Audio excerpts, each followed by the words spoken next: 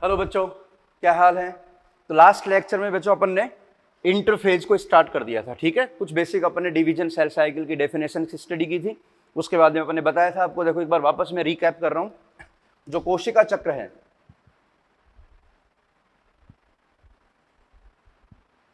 कोशिका चक्र, उसमें दो मूल प्रावस्थाएं थी। कौन कौन सी? एक तो थी आपकी अंतरावस्था,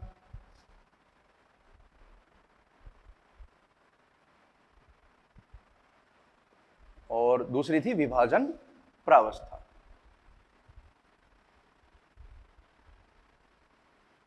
बताया था ये अंतरावस्था के स्टेटमेंट अपन ने लिखे थे। सबसे लंबी प्रावस्था होती है, पहली प्रावस्था होती है, उसमें काफी सारे चेंजेस होते हैं। ठीक है, ग्रोथ फेज भी इसको बोलते हैं। और अंतरावस्था को अपन ने फिर 3 सब फेजेज में डिवाइड किया था बेटा। जीवन फेज, जीवन प्रावस्था, एस प्रावस्था और G2 प्रावस्था। ठीक है, अब ये तीनों जो प्रावस्थाएं हैं अंतरावस्था की, इन तीनों को अपन एक एक करके अध्ययन करेंगे। तो आपकी अंतरावस्था जो है, इंटरफेज जो है, वो कंप्लीट हो जाएगी। ठीक है, तो इसमें सारी जो घटनाएं होंगी वो अपन ने 3 फेजेज में डिवाइड कर दी, ताकि एक सीक्वेंस, एक इवेंट जो है उसका जो सीक्वेंस, उसकी अपन अच्छे से स्टडी करें। और क्वेश्चन भी इसी अकॉर्डिंग बेटा पूछे जाते हैं। ठीक है, तो अपन सबसे पहले क्या स्टार्ट करें? G1 phase. ठीक है, तो अपन यहां स्टार्ट कर रहे हैं। इंटरफेज की प्रथम प्रावस्था कौन सी है? G1 phase.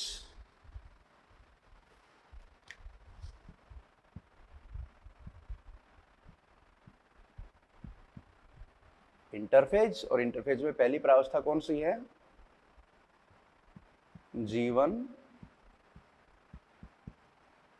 प्रावस्था। ओके, बिल्कुल ध्यान से सुनना बेटा, बहुत इंपॉर्टेंट टॉपिक आज का। इससे क्वेश्चन 100% आपको जो है नीट में देखने को मिलेंगे। जो जीवन प्रावस्था है, इसको अपन गैप 1 भी बोलते हैं, गैप फर्स्ट, या इसी को बोलते हैं ग्रोथ फर्स्ट, वृद्धि फर्स्ट, ग्रोथ फर्स्ट, या इसी को बोलते हैं अपन post mitotic phase. Okay, post mitotic का मतलब पश्च सूत्री प्रावस्था, पश्च सूत्री प्रावस्था। क्यों बोला बेटा इसको पश्च सूत्री? क्योंकि ये एम फेज के बाद, क्योंकि एम फेज के बाद क्या स्टार्ट होती है अगले सेल साइकिल की? इंटरफेज। इंटरफेज में कौन होगी? जीवन। तो एम फेज के बाद जीवन तो हो गया ना। पश्च सूत्री, सूत्री विभाजन के बाद जीवन स्टार्ट हो जाती है, तो पश्च सूत्री प्रावस्था भी इसको कहा जाता है। इसके पॉइंट्स लिखूंगा सारे। यह अंतरावस्था की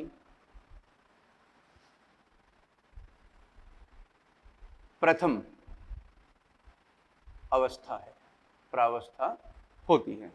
अगला पॉइंट यह है इंटरफेज की सबसे लॉन्गेस्ट फेज है। यह अंतरावस्था की सर्वाधिक लंबी प्रावस्था होती है। सबसे ज्यादा टाइम लगता है इसमें बेटा। नेक्स्ट पॉइंट, ये सारे पॉइंट एक एक करके याद करने पड़ेंगे बेटा आपको। जो आपकी जीवन प्रावस्था है, ये कोशिका चक्र का सर्वाधिक भिन्नात्मक समय काल है। यह है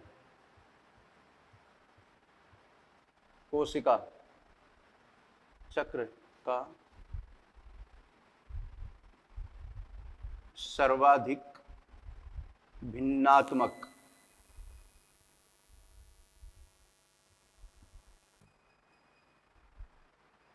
ठीक है बेटा, कोशिका चक्र का सर्वाधिक भिन्नात्मक समय काल है। मोस्ट वेरिएबल फेज, क्योंकि इसमें काफी सारे वेरिएशंस होते हैं, काफी चीजों का निर्माण होता है। नेक्स्ट पॉइंट, सारे पॉइंट एक एक करके समझना बेटा। ठीक है, हर पॉइंट पे आपको फोकस करना है। अब अगला पॉइंट बहुत इंपॉर्टेंट है। ये जो जीवन प्रावस्था है, ये लो, जीवन फेज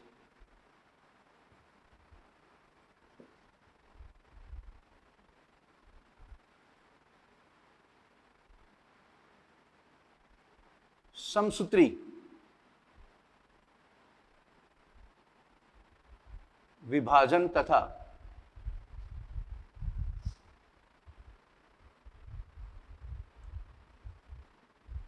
डीएनए प्रतिकृति के प्रारंभ बोले तो एस फेज होगी ना, ये डीएनए प्रतिकृति किसमें होती है? एस फेज में। तो ये समसूत्री विभाजन और एस प्रावस्था के मध्य अंतरकाल होता है, इंटरवल होता है।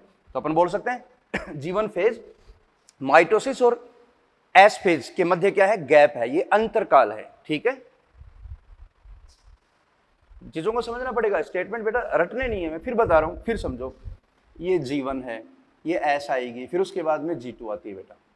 ठीक है, और जीवन से पहले बताओ पिछले सेल साइकिल की एम फेज थी, ये माइटोसिस था। तो बताओ जीवन कहाँ है? एम फेज और एस प्रावस्था के मध्य का अंतरकाल क्या है? जीवन फेज कहलाता है। एस कहाँ मिलेगी आपको? जीवन और G2 के मध्य एस मिलेगी। तो ये सीक्वेंस आपको याद रखना पड़ेगा।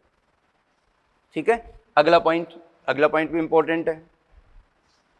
इसमें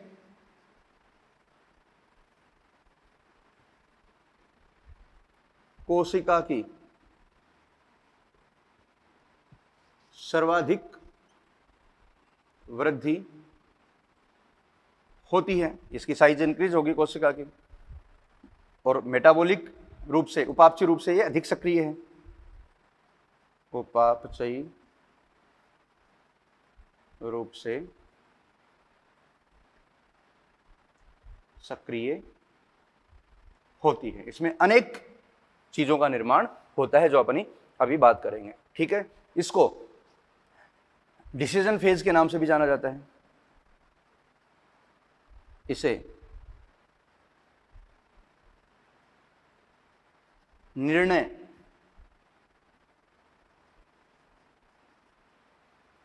कारी प्रावस्था भी कहते हैं, क्योंकि जैसे सेल जीवन में एंटर होती है तो ये निर्णय ले लेती है कि अब मेरे को सेल साइकिल में जाना है, डिवीजन में जाना है, तो इसको निर्णयकारी या डिसीजन फेज भी कहते हैं। अगला पॉइंट इंपॉर्टेंट है, इसमें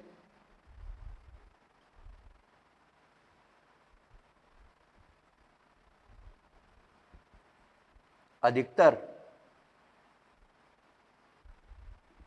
कोशिकांग संख्या में वृद्धि करते हैं, तभी तो साइज बढ़ेगी बेटा, इंक्रीज होगी। ठीक है, ये सारे पॉइंट्स हैं। अब इन पॉइंट्स को एक एक करके अपन समझेंगे, लेकिन याद रहे जीवन फेज में डीएनए की प्रतिकृति नहीं होती, इसमें डीएनए रेप्लिकेशन नहीं होगा।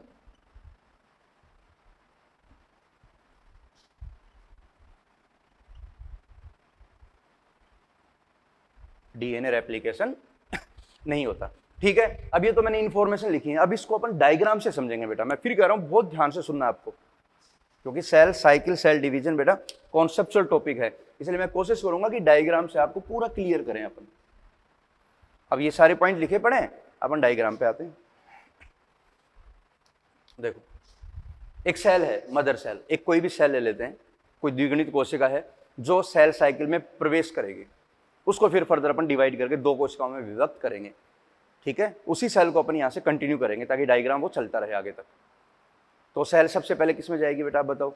सबसे पहले वो एंटर होगी अंतरावस्था में, और अंतरावस्था में भी प्रथम फेज कौन सी होगी बेटा? जीवन प्रावस्था। ठीक है, तो सेल किस में एंटर होगी? जीवन प्रावस्था में, जिसमें कोशिका अत्यधिक मात्रा में क्या करती है? वृद्धि करती है। तो उसका मैं डायग्राम बना रहा हूं जीवन फेज का, ये लो। तो जीवन फेज में क्या क्या चेंजेस होंगे सारे अपन स्टडी करते हैं।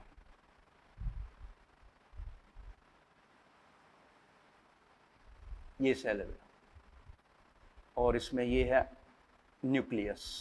ठीक है, ये इसका केंद्रक है। ठीक है, तो जीवन प्रावस्था में क्या क्या परिवर्तन होंगे वो समझे अब आराम से। सबसे पहले देखो, ये जो मैंने सेल ली है उसमें अपन पहले बता देते हैं, ये डिप्लॉइड सेल है 2n, जिसमें गुणसूत्रों की संख्या अपन 4 लेके चलते हैं। ठीक है, 4 क्रोमोसोम को अपन रिप्रेजेंट कर सकते हैं, डायग्राम में बना देंगे, क्योंकि ज्यादा ले लिए तो डायग्राम में अपन उनको मेंशन नहीं कर पाएंगे, इसलिए मान लो कि एक द्विगुणित कोशिका है जिसमें गुणसूत्रों की संख्या कितनी ली है 4। जैसे मान लो अपनी ह्यूमन सेल होती है तो कितने होते हैं बेटा 46, लेकिन अपन सिंपल 4 क्रोमोसोम वाली कोशिका को यहां पर निरूपित कर रहे हैं। ठीक है, अब ये 4 जो गुणसूत्र है बेटा आपको पता है, जीवन प्रावस्था है, इंटरफेज है, उसमें क्रोमेटिन फाइबर के रूप में इसके अंदर उपस्थित होंगे। क्रोमोसोम दिखाई नहीं देंगे लेकिन उपस्थित हैं क्योंकि वो इलोंगेटेड फॉर्म में है, क्रोमेटिन फाइबर के रूप में क्या है फैले पड़े हैं। तो इन चारों क्रोमोसोम को मैं डायग्राम से दिखा रहा हूं आपको, ये समझाने के लिए एनसीईआरटी में डायग्राम नहीं है बेटा इसका। तो एक क्रोमेटिन फाइबर की फॉर्म इस प्रकार से प्रेजेंट है।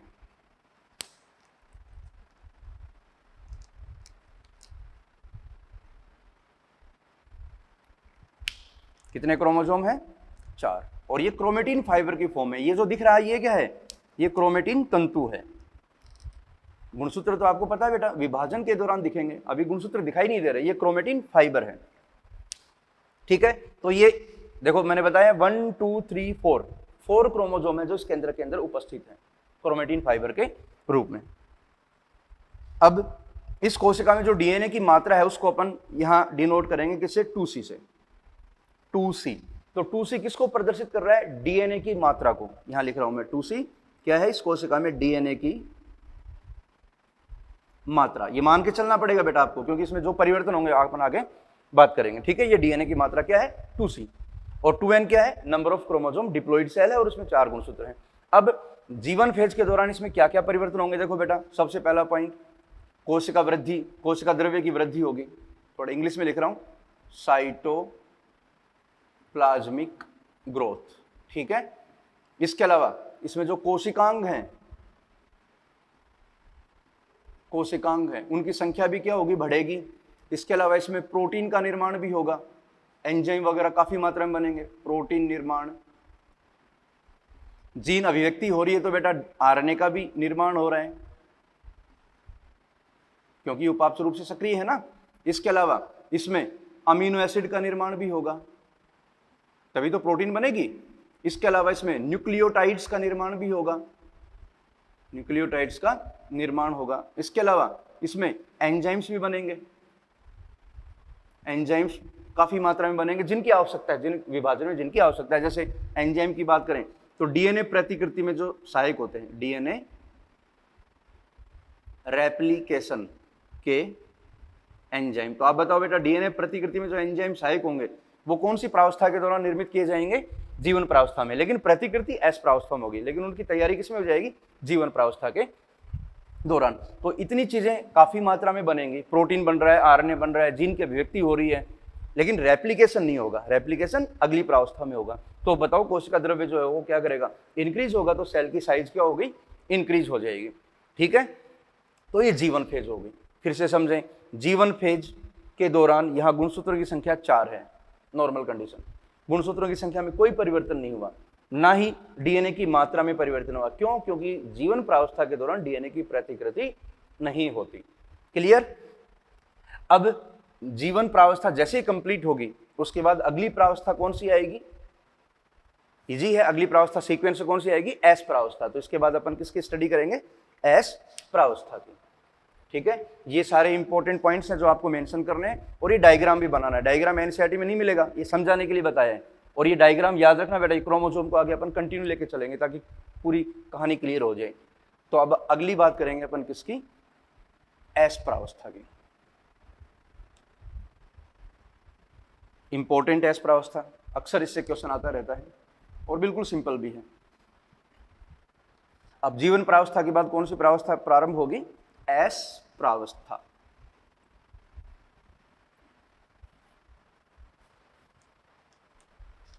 जीवन प्रावस्था कंप्लीट, देन एस प्रावस्था। यहां एस का मतलब होता है बेटा सिंथेसिस, संश्लेषण, संश्लेषण प्रावस्था। तो सबसे पहला पॉइंट आप बताओगे बेटा, एस प्रावस्था किसके बाद प्रारंभ होगी, जीवन प्रावस्था के बाद एस प्रावस्था स्टार्ट हो जाती है। या मैं कह सकता हूं एस प्रावस्था जीवन और G2 के मध्य पाई जाती है। तो इंपॉर्टेंट पॉइंट यह है, जीवन तथा G2 के मध्य पाई जाती है। अब एस प्रावस्था के दौरान जो भी परिवर्तन होंगे, पहले मैं डायग्राम से आपको समझा रहा हूं, उसके बाद में वो पॉइंट्स अपन सारे यहां मेंशन करेंगे, ठीक है। तो देखो डायग्राम में एस प्रावस्था में क्या क्या परिवर्तन होंगे, बहुत ही महत्वपूर्ण है। ये जीवन प्रावस्था का डायग्राम हो गया। अब इसके बाद में यही मैं इसके पास बना रहा हूं एस प्रावस्था।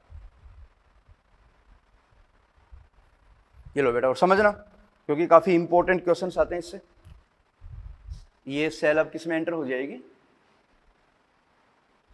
एस प्रावस्था में। ये न्यूक्लियस, ठीक है, और ये कौन सी फेज को रिप्रेजेंट कर रहा है, एस फेज को। देखो आप जानते हो बेटा, एस प्रावस्था जैसे प्रारंभ होगी तो डीएनए की प्रतिकृति स्टार्ट हो जाएगी। तो इसके अंदर जो क्रोमेटिन फाइबर था, जिसमें जो डीएनए कंटेंट है वो क्या हो जाएगा, डबल। प्रतिकृति होगी तो डीएनए का अमाउंट क्या हो जाएगा, डबल। तो इसको मैं यहां पर देखो रिप्रेजेंट भी कर रहा हूं डायग्राम से। पहले ही ये केस था,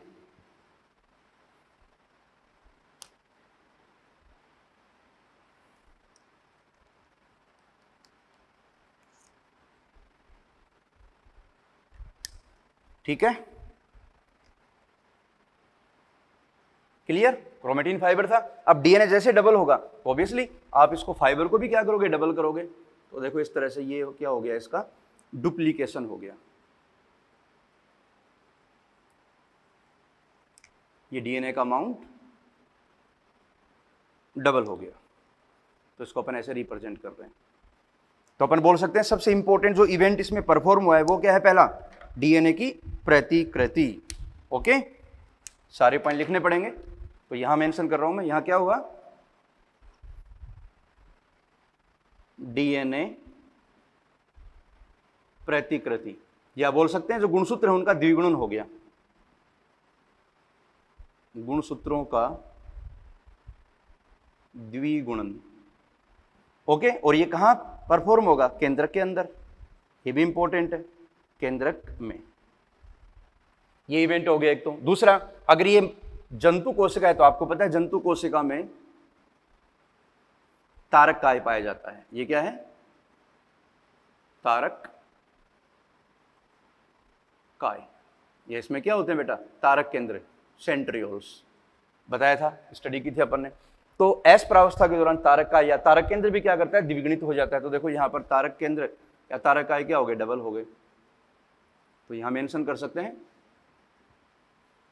तारक केंद्र का द्विगुणन। तो ये भी कहां होगा, एस प्रावस्था के दौरान। और ये कहां संपन्न हो रहा है बेटा, ये साइटोप्लाज्म में, कोशिका द्रव्य में। दूसरा इवेंट।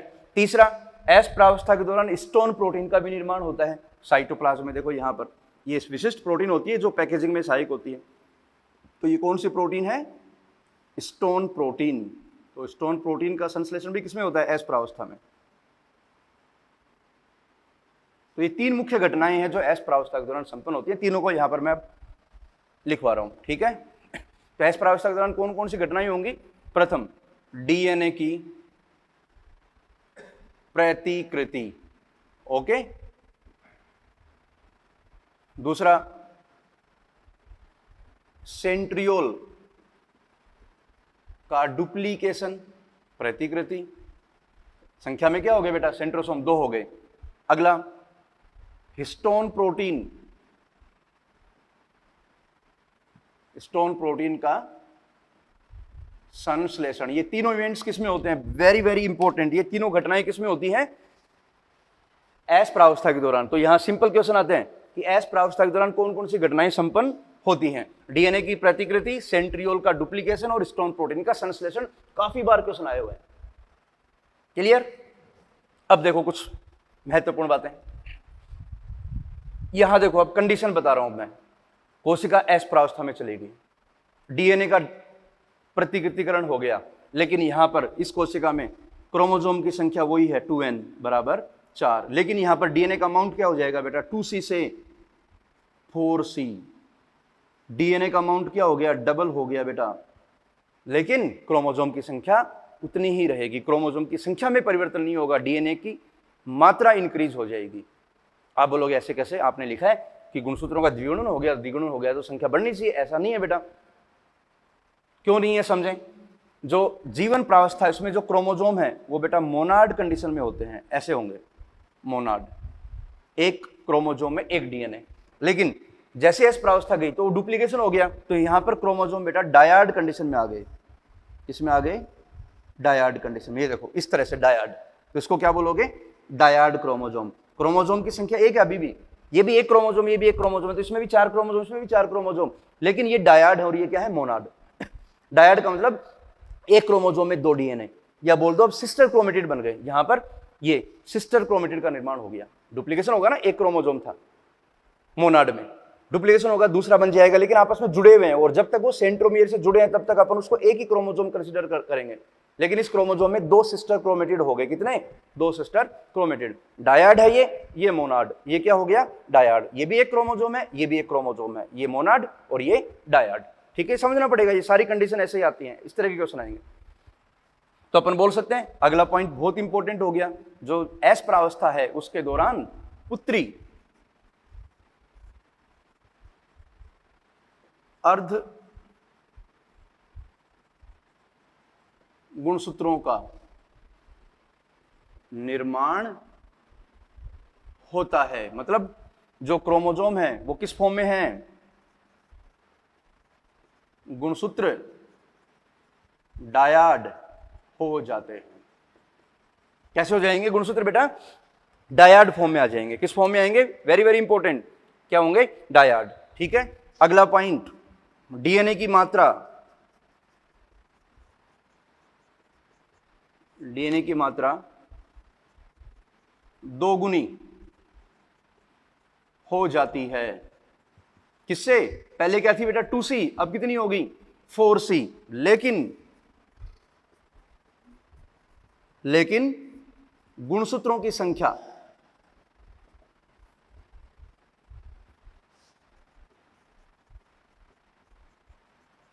समान रहती है, गुणसूत्र की संख्या में कोई परिवर्तन नहीं होगा। बात समझ में आई। तो अपन बोल सकते हैं, देखो मैं यहां पर कंपैरिजन करवा के दिखा रहा हूं, याद रखना पड़ेगा। ये आपकी जीवन प्रावस्था थी और ये आ गई बेटा आपकी एस प्रावस्था। तो जीवन प्रावस्था एस प्रावस्था में क्या परिवर्तन हुआ, जीवन के अंदर क्रोमोजोम बेटा मोनाड में थे, एस में किस में आ गए, डायड में। मतलब एक क्रोमोजोम में 2 क्रोमेटिड्स उपस्थित होंगे। जीवन प्रावस्था में गुणसूत्र 2n थे, एस में भी 2n ही रहेंगे, गुणसूत्र की संख्या में परिवर्तन नहीं होगा। यहां पर डीएनए की मात्रा 2C थी, तो यहां पर क्या होगी 4C। ये याद रखना पड़ेगा आपको, डीएनए की मात्रा डबल होगी लेकिन गुणसूत्रों की संख्या में कोई परिवर्तन नहीं होगा। ओके, क्लियर, यहां तक के स्टेटमेंट क्लियर हो गए। चलो अब देखो, एस प्रावस्था जो है उसमें सबसे इंपॉर्टेंट है डीएनए की प्रतिकृति प्रारंभ होती है और डीएनए की प्रतिकृति इसी में ही कंप्लीट हो जाती है। तो डीएनए की प्रतिकृति में जो डीएनए पॉलीमरेज एंजाइम होते हैं वो भाग लेते हैं। तो डीएनए पॉलीमरेज एंजाइम का निर्माण तो हुआ था जीवन प्रावस्था में, लेकिन डीएनए पॉलीमरेज एंजाइम सक्रिय कौन सी प्रावस्था में होगा, एस प्रावस्था में, क्योंकि सक्रिय हो गया तो डीएनए रेप्लिकेशन हो ही जाएगा। क्लियर, सब भूल जाओ, मुझे इतना बता दो, डीएनए की प्रतिकृति होती है एस प्रावस्था में, हिस्टोन प्रोटीन का संश्लेषण होता है एस प्रावस्था में, कारक केंद्रों का द्विगुणन होता है एस प्रावस्था में। इस तरह के क्वेश्चन आते हैं नीट में बेटा, बिल्कुल सिंपल, जो आपको करने पड़ेंगे। क्लियर, एस प्रावस्था में डीएनए की मात्रा डबल हो जाती है लेकिन गुणसूत्रों की संख्या इंक्रीज नहीं होती। अब आप बताओ सिस्टर क्रोमेटिड्स का निर्माण कौन सी प्रावस्था में होता है, सिस्टर क्रोमेटिड्स, वेरी सिंपल, किसमें, एस प्रावस्था में। तो जो सिस्टर क्रोमेटिड है वो एस प्रावस्था के दौरान निर्मित होते हैं। तो एस प्रावस्था में गुणसूत्र में, एक गुणसूत्र में कितने, 2 सिस्टर क्रोमेटिड आपको देखने को मिलेंगे। ठीक है, तो देखो यहां पर 4 गुणसूत्र हैं मोनाड में, यहां पर 4 गुणसूत्र हैं डायड में। तो बताओ यहां पर सिस्टर क्रोमेटिड या क्रोमेटिड की संख्या कितनी होगी एस प्रावस्था में। यदि एक कोशिका में गुणसूत्रों की संख्या 4 है, वो कोशिका यदि एस प्रावस्था में चली जाती है तो एस प्रावस्था में क्रोमेटिड्स की संख्या या अर्ध गुणसूत्रों की संख्या कितनी होगी बेटा, 8 होगी। कितनी, 8। एक गुणसूत्र में 2, तो टोटल कितने हो गए, 8। मानव कोशिका होती तो अपने अंदर 46 गुणसूत्र हैं, एस प्रावस्था में मानव कोशिका में क्रोमेटिड की संख्या कितनी हो जाएगी, डबल हो जाएगी। कितनी, 92। इस तरह से क्वेश्चन पूछेगा, आपको जवाब देना है, सिंपल।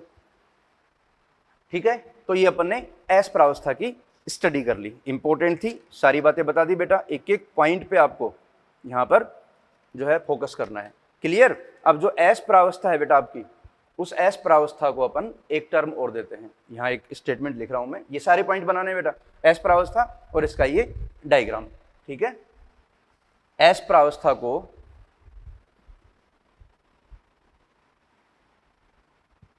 एम प्रावस्था की अदृश्य प्रावस्था भी कहते हैं। एस फेज को एम फेज की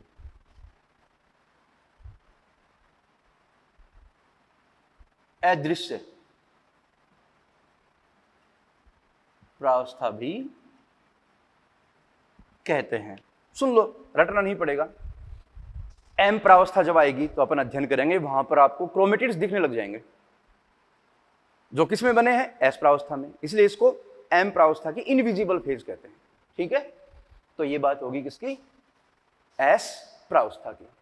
बात समझ में आ गई बेटा? मैं फिर कह रहा हूं, इंपॉर्टेंट थी ये एस फेज और जीवन फेज का अपन ने अध्ययन कर लिया। लेकिन देखो, जीवन फेज में कोशिका बहुत ज्यादा मात्रा में वृद्धि करती है, क्योंकि अधिकतर चीजों का निर्माण किसमें होता है, जीवन फेज में।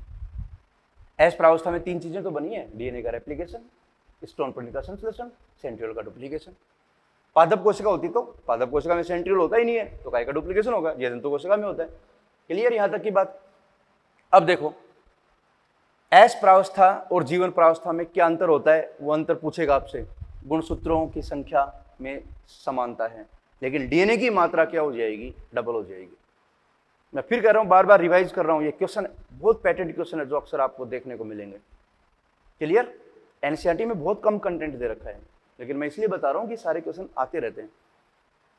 ये ओबियस है, ये चीजें पता है उसको कि ये एनसीईआरटी में दिया है, तो बच्चे को इस अप्रोच तक ले जाएंगे, क्वेश्चन फ्रेम करेगा। लेकिन अपन सारी चीजें पहले ही रिवाइज कर रहे हैं ताकि क्वेश्चन आए तो आपका फटाक से जो है उसका आंसर क्लियर हो जाए। क्लियर? तो ये हो गया आपका जीवन प्रावस्था और एस प्रावस्था। अब इसके बाद अपन बात करेंगे बेटा G2 प्रावस्था की।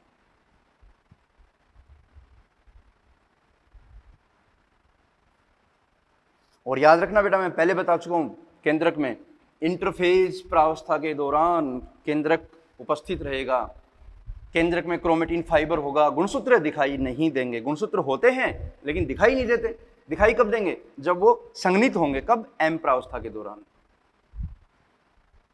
तो बताओ, ये सेल मैंने बनाई डायग्राम, इसमें कितने गुणसूत्र हैं बेटा? 4 हैं, बिल्कुल सही बात है। इसमें कितने गुणसूत्र दिखाई दे रहे हैं? नहीं दिखाई देंगे चारों, क्योंकि ये इलोंगेटेड फॉर्म में, गुणसूत्र दिखाई नहीं देंगे, लेकिन गुणसूत्र हैं इसमें 4। क्लियर ना? शब्दों पे जाना पड़ेगा बेटा आपको। आसान है टॉपिक, लेकिन इतना आसान भी नहीं है, कॉन्सेप्ट है पूरा। ठीक है, अब अपन बात करते हैं किसकी, G2 प्रावस्था। बिल्कुल इजी है। G2 प्रावस्था को अपन गैप सेकंड भी बोलते हैं, गैप 2 या ग्रोथ 2, या सी को अपन एक नाम और देते हैं, प्री माइटोटिक फेज। बहुत इंपॉर्टेंट है। प्री माइटोटिक का मतलब हो गया पूर्व सूत्री प्रावस्था। प्री माइटोटिक क्यों बोला इसको प्री माइटोटिक? क्योंकि यह क्या होती है, माइटोसिस से पहले होगी। ठीक है, उसको क्या बोला था जीवन को आपने, पोस्ट माइटोटिक, और ये क्या है, प्री माइटोटिक, पूर्व सूत्री प्रावस्था। या इसको अपन पश्च संश्लेषण, पश्च संश्लेषण प्रावस्था भी कहते हैं, क्योंकि ये एस फेज के बाद आती है, प्रावस्था के नाम से भी जानते हैं। बिल्कुल सिंपल है। इसमें देखो, ये इंटरफेज की अंतिम प्रावस्था है। G2 प्रावस्था इंटरफेज की अंतिम प्रावस्था को प्रदर्शित करती है। इसमें भी वृद्धि होती है बेटा, वृद्धि होती है। वृद्धि तो पूरी इंटरफेज में होती है बेटा, बताने की आवश्यकता नहीं है। लेकिन इसमें इंपॉर्टेंट क्या है, G2 प्रावस्था के दौरान ट्यूबुलिन प्रोटीन का निर्माण होता है, बहुत इंपॉर्टेंट है। ट्यूबुलिन प्रोटीन का निर्माण होता है। ठीक है, तो एस प्रावस्था से कोशिका किसमें चलेगी, G2 में, और G2 में क्या होगा, ट्यूबुलिन प्रोटीन। और आप जानते हो बेटा ट्यूबुलिन प्रोटीन बहुत इंपॉर्टेंट है। एम प्रावस्था में स्पिंडल फाइबर बनेंगे, इसमें ट्यूबुलिन प्रोटीन सहायक होगी। यही लिख रहा हूं मैं, ट्यूबुलिन प्रोटीन तरकु तंतुओं के निर्माण में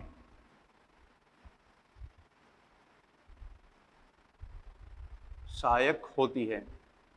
अगर आपको थोड़ा सा भी याद है, अपन ने साइटोस्केलेटन में बताया था, ट्यूबुलिन प्रोटीन जो है microtubules, tubulin protein spindle fibre निर्माण में सहायक होती है। स्पिंडल फाइबर एम प्रावस्था में, विभाजन प्रावस्था में गुणसूत्रों से जुड़ेंगे और उनकी गति में सहायक होंगे। तो क्वेश्चन हो गया, ट्यूबुलिन प्रोटीन का निर्माण कौन सी प्रावस्था में होता है? G2 प्रावस्था में। इसके अलावा इसमें एक इवेंट और होगा बेटा,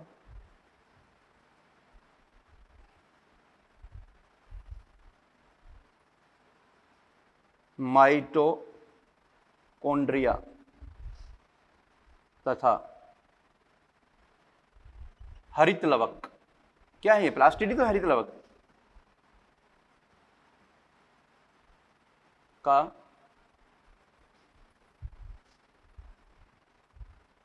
या बोल दो द्विविभाजन करते हैं, द्विविभाजन करते हैं और अपनी संख्या को क्या करेंगे? बढ़ाएंगे। तो सामान्यतः माइटोकॉन्ड्रिया और हरित लवक G2 प्रावस्था के दौरान अपनी संख्या को क्या करते हैं? बढ़ाते हैं। इनमें बाइंडरी फ्यूजन होता है, संख्या क्या हो जाएगी? इंक्रीज हो जाएगी। तो ये घटनाएं किसमें मिलेंगी आपको? G2 प्रावस्था में। ठीक है, कोई ज्यादा अंतर नहीं आया। S से G2 में चली गई, G2 में ट्यूबुलिन प्रोटीन बन गई और माइटोकॉन्ड्रिया वगैरह ये निर्मित हो गए। G2 प्रावस्था जो है ये इंटरफेज की अंतिम प्रावस्था है। अब G2 के बाद क्या स्टार्ट होगा आपको पता है बेटा? M phase. ठीक है, तो तीनों प्रावस्थाओं को अपन ने समझा है। ये डायग्राम कुछ नहीं है इसका, एक ये S प्रावस्था, दूसरा और तीसरा भी सेम डायग्राम बनाओगे, उसमें केवल क्या करना है? ट्यूबुलिन प्रोटीन का निर्माण हो गया। ठीक है, तो कंडीशन यही रहेगी, वो भी 2n कंडीशन है और 4c, क्योंकि S से आई है ना, तो DNA तो क्या हो गया? मात्रा इंक्रीज हो चुकी है। चलो यहां देखो, अब मैं इन तीनों में थोड़ा कंपैरिजन कर रहा हूं बेटा, और बहुत ध्यान से सुनना आपको, क्योंकि आपका मकसद केवल टॉपिक को पढ़ना नहीं है, उस टॉपिक को समझना है और उस टॉपिक से रिलेटेड जो भी क्वेश्चन आए उनको सही करना है। तो अपन ने इंटरफेज की बात की बेटा, तीनों प्रावस्थाएं हो गई।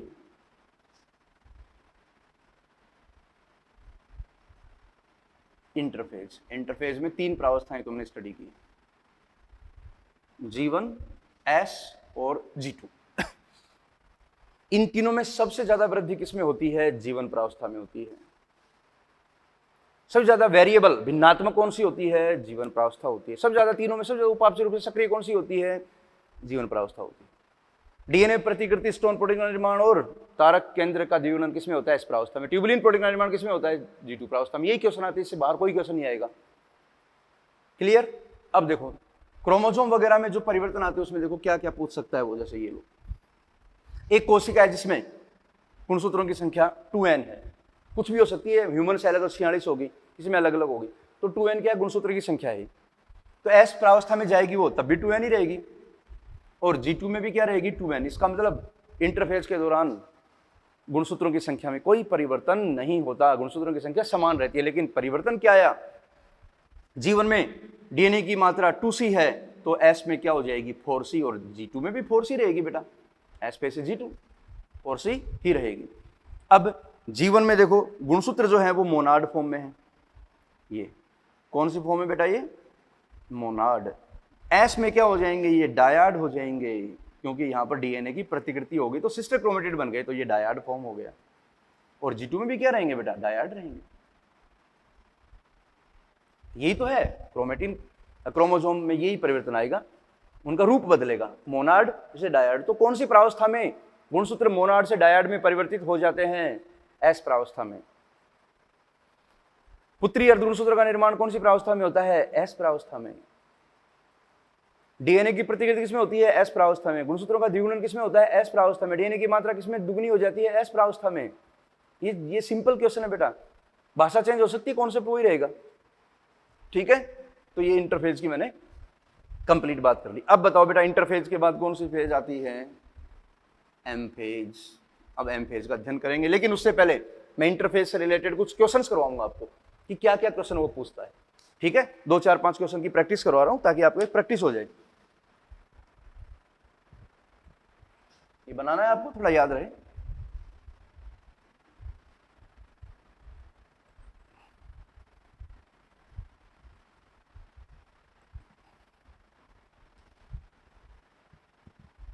देखो अब क्वेश्चन करवाता हूं, क्वेश्चन पे ध्यान देना, आप बताओगे मेरे को आंसर। ठीक है, पहला क्वेश्चन,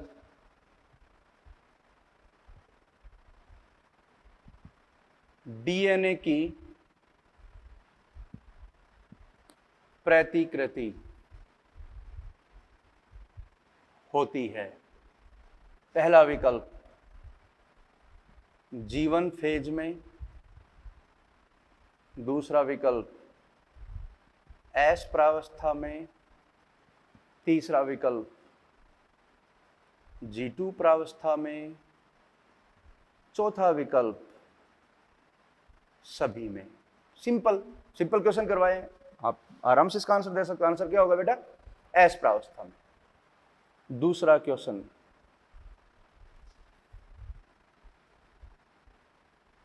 प्रोटीन तथा आरएनए निर्माण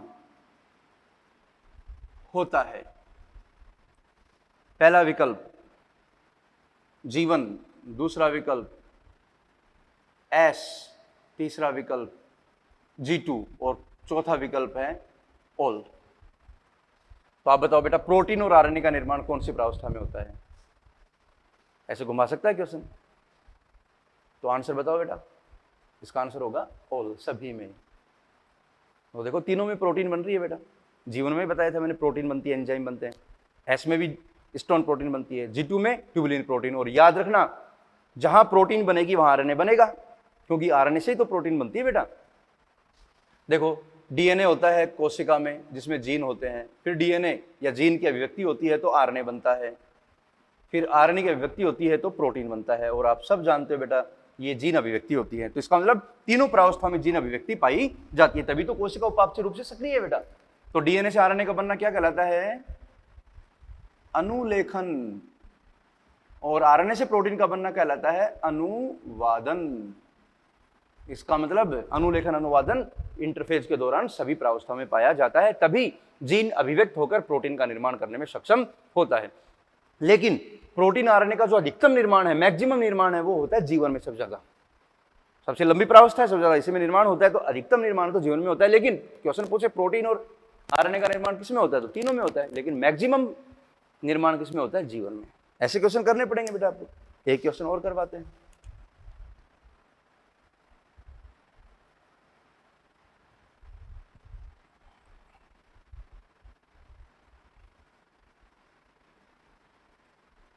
क्रोमेटिड्स का निर्माण होता है, सिंपल है, तो अभी बताया बेटा। तो क्रोमेटिड का निर्माण होता है तो ऑप्शन देगा G1, दूसरा एस, तीसरा G2 और चौथा ऑल। तो बताओ आंसर क्या होगा? एस प्रावस्था में। सिंपल है। अगला क्वेश्चन बेटा इंपॉर्टेंट है, क्वेश्चन आपसे पूछूंगा मैं। एक कोशिका है, द्विगुणित कोशिका, उसमें गुणसूत्रों की संख्या यदि 16 है तो एस प्रावस्था में गुणसूत्रों की संख्या कितनी होगी? यदि एक द्विगुणित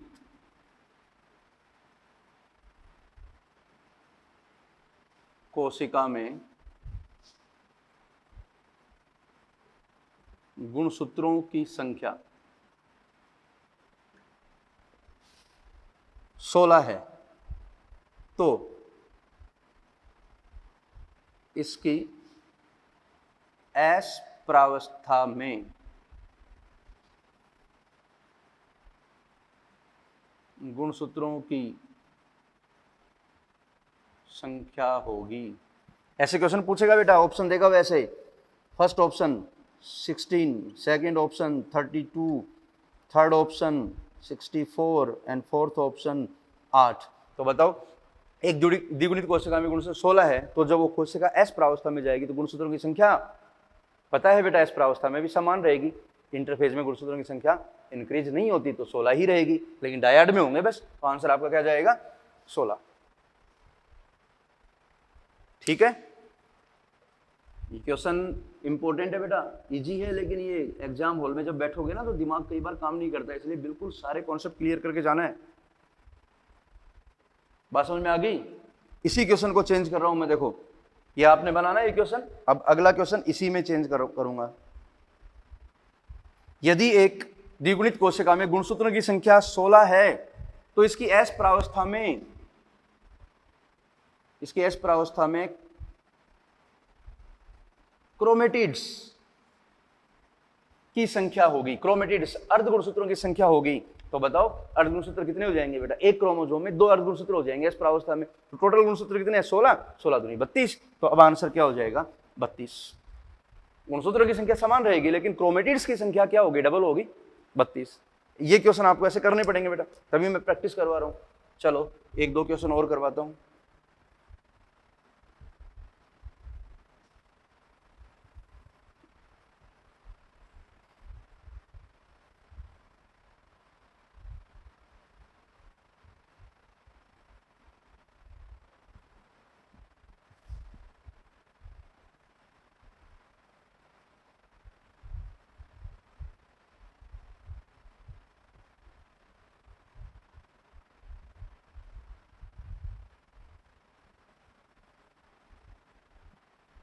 ठीक है, 1-2 क्वेश्चन की प्रैक्टिस और करते हैं।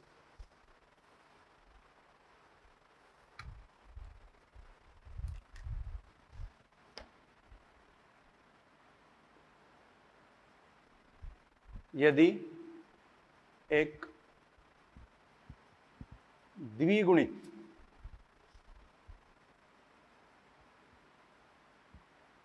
कोशिका में डीएनए की मात्रा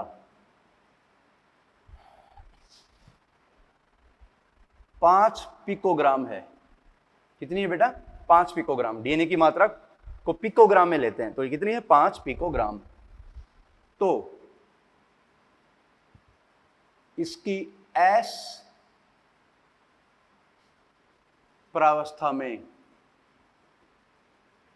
डीएनए की मात्रा होगी। तो ऑप्शन देगा आपको 5 पिकोग्राम, दूसरा ऑप्शन 10 पिकोग्राम, तीसरा ऑप्शन 20 पिकोग्राम, चौथा ऑप्शन 2.5 पिकोग्राम। तो बताओ बेटा, सिंपल है, सारे कॉन्सेप्ट बता रखे, आंसर पे जाना आपको। एस प्रावस्था में डीएनए की मात्रा डबल हो जाती है तो आंसर क्या हो जाएगा? 10 पिकोग्राम। कर लोगे बेटा ऐसे क्वेश्चन? सिंपल है लेकिन आपको क्वेश्चन करने पड़ेंगे। ठीक है, चलो एक क्वेश्चन वैसे करवाता हूं। यदि एक मानव कोशिका, अपनी ह्यूमन सेल है, मानव कोशिका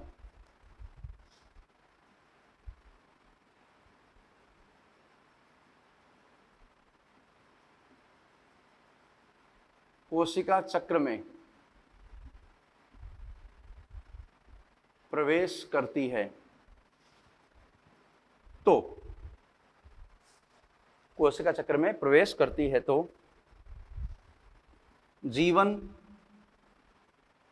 S तथा G2 में गुणसूत्रों तथा अर्ध गुणसूत्रों की संख्या ज्ञात करो। ठीक है, उसमें गुणसूत्र और अर्धगुणसूत्र दोनों बताने हैं। बिल्कुल मैं फ्लो चार्ट में आंसर बताऊंगा। देखो ये G1 है, ये S है और ये G2 है। मानव कोशिका, आपको पता है मानव कोशिका में कितने होते हैं गुणसूत्र? 46 होते हैं। तो मानव कोशिका की ये देखो गुण सूत्रों की संख्या बताओ, G1 में कितनी होगी बेटा? 46। S में भी कितनी होगी? 46। G2 में भी कितनी होगी? 46। गुणसूत्र संख्या में कोई परिवर्तन नहीं होता। बताया है, सारे फंडे क्लियर हैं। हाँ, अर्ध गुणसूत्रों की संख्या बताओ।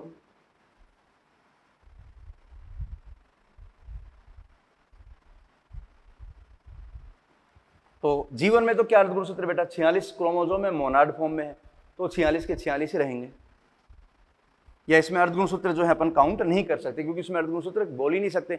एक गुणसूत्र है वो मोनाड में है ठीक है। तो अर्धगुणसूत्रों की संख्या जो है अपन S और G2 में ज्ञात कर सकते हैं, या बोल दो इसमें 46 गुणसूत्र है, एक गुणसूत्र एक सिंगल फॉर्म में होता है, लेकिन S फेज में गुणसूत्रों अर्धगुणसूत्रों की संख्या 92, G2 में भी कितनी 92। ठीक है, कर लोगे, सिंपल क्वेश्चन है, बिल्कुल एकदम सिंपल, ऐसे क्वेश्चन पूछेगा। एक तो आता है कि कौन सी प्रावस्था में कौन सी घटना संपन्न होती है, या ये घटना कौन सी प्रावस्था में संपन्न होती है, या गुणसूत्रों की संख्या, डीएनए की मात्रा पर क्वेश्चन बनाएगा। मैंने सारे पैटर्न के क्वेश्चन करवा दिए हैं, अब ये क्वेश्चन मिलेंगे आपको, प्रैक्टिस करनी है। ठीक है, तो ये बात होगी अपनी कंप्लीट किसकी, इंटरफेज की, G1, S और G2, बिल्कुल सारी बातें बता दी हैं बेटा। अब इसमें एक छोटा सा पॉइंट और है, जी नोड फेज, उसकी थोड़ी बातें करेंगे अपन।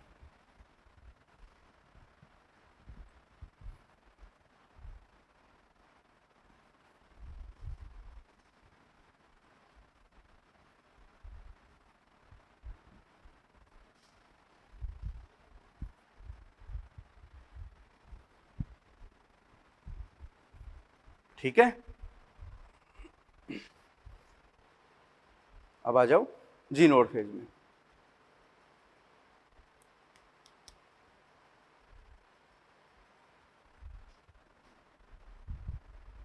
जी नोड फेज समझो, इसको पहले, इंपॉर्टेंट है। इसको अपन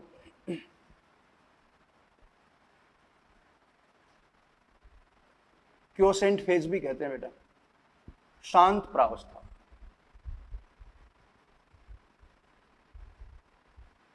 इसको अपन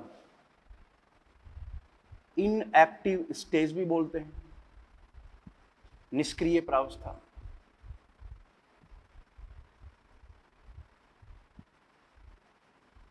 ठीक है, क्या होती है समझें जी नोड फेज। पहले मैं कॉन्सेप्ट बताऊंगा, उसके बाद में स्टेटमेंट लिखेंगे।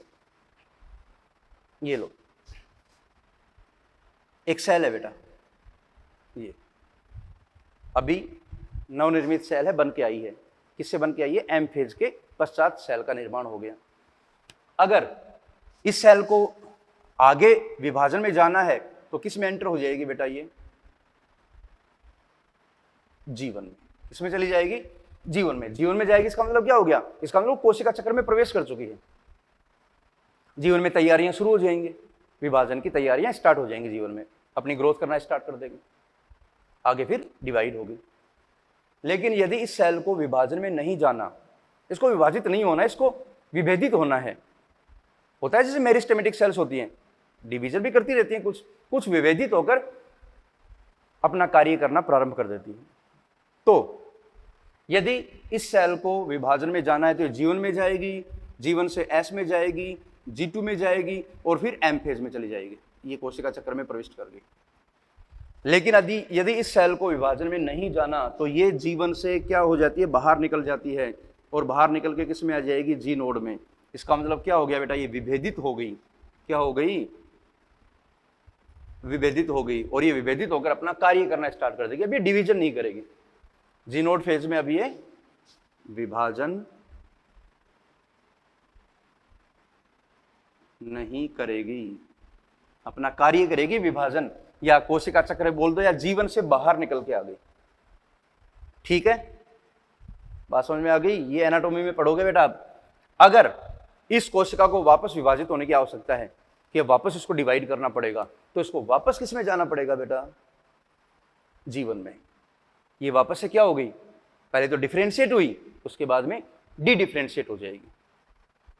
बात समझ में आ रही है, डी डिफरेंशिएट, विभेदित हो जाएगी, वापस से जीवन में जाएगी, फिर कोशिका चक्र में प्रवेश करके विभाजन में जाएगी। इसका मतलब जीवन में, जी नोड में आने के बाद कोशिका शांत प्रावस्था में चलेगी और विभाजन नहीं करेगी। विभाजन नहीं करेगी मतलब ये विभाजन की कोई तैयारी नहीं करेगी, अपना कार्य करेगी। मतलब ये विभाजन की दृष्टि से निष्क्रिय हो गई, इसलिए इसको निष्क्रिय प्रावस्था बोलते हैं। लेकिन उपापचय रूप से क्या है, सक्रिय है।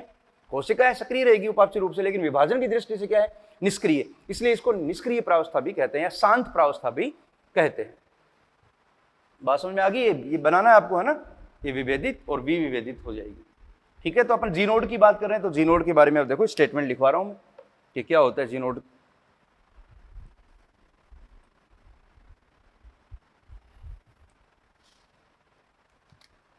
देखो,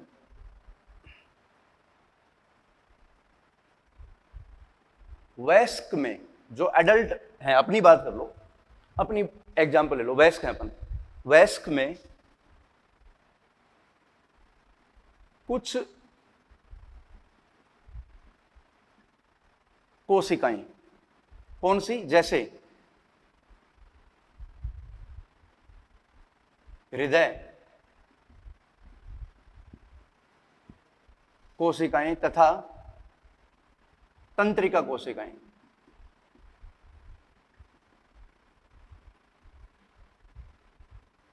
कुछ कोशिकाएं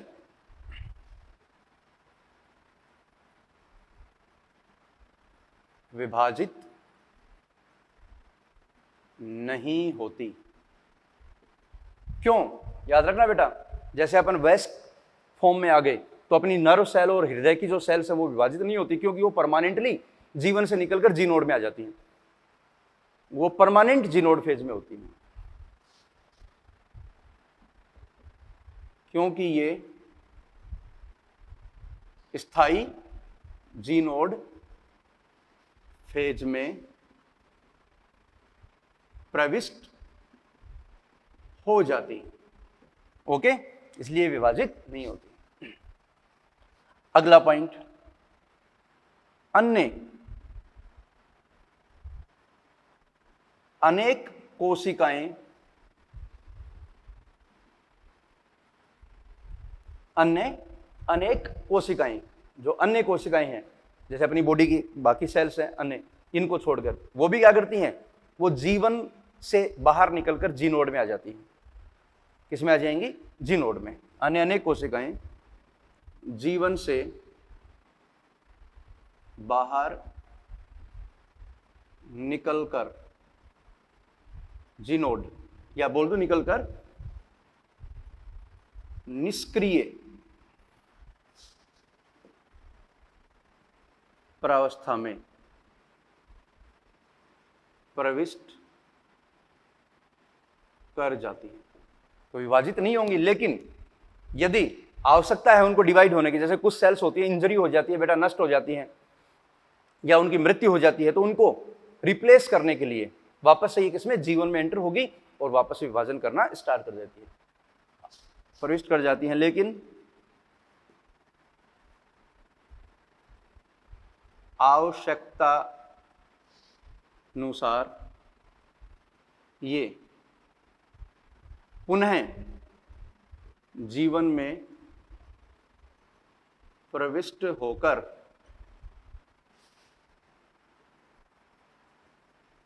विभाजन दर्शाती है। ठीक है, तो जीनोड फेज का मतलब क्या हो गया? जीनोड फेज होगी शांत प्रावस्था। तो अपन बोल सकते हैं जीनोड प्रावस्था में कोशिका उपापचय रूप से सक्रिय होती है। क्या होती है? सक्रिय होती है, लेकिन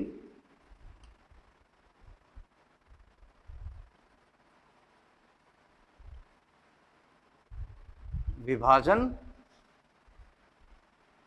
की दृष्टि से निष्क्रिय होती है, इसलिए इसको निष्क्रिय प्रावस्था कहते हैं। फिर से सुन लेना, जीनोड प्रावस्था को शांत प्रावस्था कहते हैं या निष्क्रिय प्रावस्था कहते हैं, क्योंकि विभाजन नहीं करेगी आगे। लेकिन उपापचय रूप से क्या है? सक्रिय है, कार्य तो करेगी लेकिन विभाजन में नहीं जाएगी, मतलब ये विभाजन की तैयारियां नहीं करती है, लेकिन आवश्यकता अनुसार जीनोड से वापस जीवन में एंटर होकर विभाजन प्रदर्शित करना स्टार्ट कर दे। लेकिन कब? According to need. जैसे अपनी बॉडी की सेल्स है बेटा, जरूरी थोड़ा ना कि सारी विभाजित हो रही हैं। अभी कोई मान लो इंजरी हो जाए, एग्जाम्पल बता रहा हूं, यहां कोई इंजरी हो गई, घाव हो गया, कट लग गया, तो आपको पता है घाव जल्दी भर जाता है। तो घाव होने के बाद जो कोशिकाएं मृत हुई हैं, तो उनको रिप्लेस करने के लिए आसपास की कोशिकाएं जो जीनोड में थी वो किस में आ जाएंगी? जीवन में, और विभाजित होकर उस घाव को क्या करती हैं? भर देती है, मतलब कोशिकाओं को रिप्लेस कर देती है। बात समझ में आ गई? लेकिन हार्ट सेल और नर्व सेल कभी भी विभाजित नहीं होती, क्योंकि वो परमानेंट जीनोड फेज में उपस्थित रहती हैं।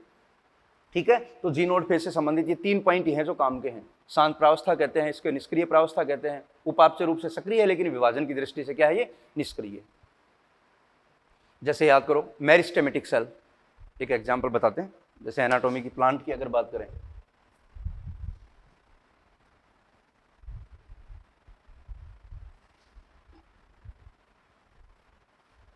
ये लो, ये कोई मेरिस्टेमेटिक सेल है, क्या है, मेरिस्टेमेटिक सेल। ये अगर डिवाइड हुई तो बेटा 2 सेल बनाएगी, 2 मेरिस्टेमेटिक सेल बनाएगी। दोनों सेल विभाजन में जा भी सकती है, विभेदित हो सकती है। मान लो एक सेल है वो विभाजन में चली गई तो जीवन में चली जाएगी, दूसरी सेल जीवन से बाहर निकल के किस में आ जाएगी बेटा, जी नोड में आ जाएगी। तो ये मतलब विभेदित हो गई, विभेदित होकर पेरेन्काइमा, कोलेनकाइमा, क्लोरेनकाइमा जो भी बनाई विभेदित विभेदन में चली जाएगी और ये कंटिन्यू डिवाइड होती रहेगी। तो इस तरह से जो है बॉडी की ग्रोथ होती है, डिफरेंशिएशन, डी डिफरेंशिएशन, री डिफरेंशिएशन, जो एनाटॉमी में अपन बात करेंगे। तभी तो बॉडी की वृद्धि होती है, विभाजन भी होता है और विभेदन भी होता है, तब जाके बॉडी की ग्रोथ होती है। जब कोशिका केवल विभाजन कर रही है तो अन्य कार्य नहीं करेगी, वो केवल विभाजन में जाएगी, लेकिन विभेदित होगी तो अपने विशिष्ट कार्य करने में क्या हो जाती है, सक्षम हो जाती है। तो ये बेटा बात होगी आपकी जी नोड फेज की। एनसीईआरटी में 2-3 पॉइंट लिखे हैं, वो सारे आपको रीड करने हैं, सारे पॉइंट मैंने बता दिए। तो इंटरफेज आपकी कंप्लीट होगी, जो सबसे महत्वपूर्ण थी, सबसे लंबी प्रावस्था थी।